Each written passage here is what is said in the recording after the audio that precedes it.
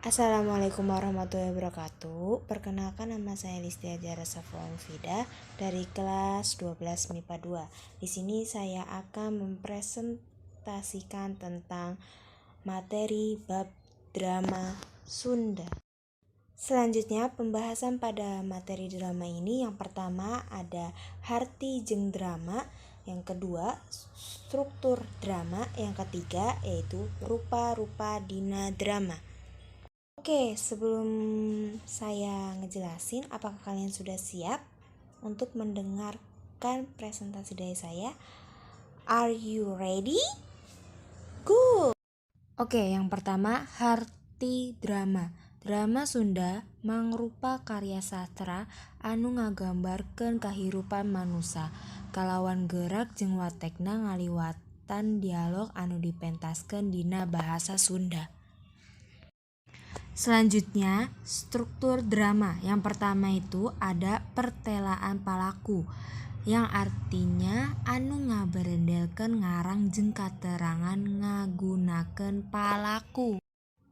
Yang kedua yaitu babak jeung adegan, jadi anu ngabagi-bagi karangan drama. Yang ketilu aya candraan. Candraan ini awal babak terangkeun kaayatan latar, suasana, palaku, kajadian, jeung nulianna. Yang keopat yaitu paguneman atau dialog. Jadi nih kalimah langsung para palaku anu silih tempasnya. Kelima atau yang terakhir ini adalah prolog jeung epilog. Nyaeta loba drama anu henteu make prolog jeung epilog, ditulisnya awal drama jadi Magalastra.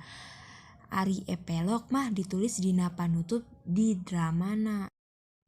Oke, ini pembahasan terakhir tentang rupa-rupa drama. Yang pertama, drama tradisional. Drama tradisional itu ada longser, fibruk, banset, sandiwara rakyat, dan lain-lainnya.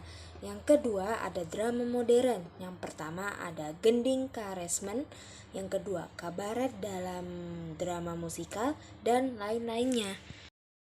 Oke, selanjutnya yaitu kita lihat yuk video contoh drama bahasa Sunda. Silahkan menyaksikan. Simak baik-baik ya.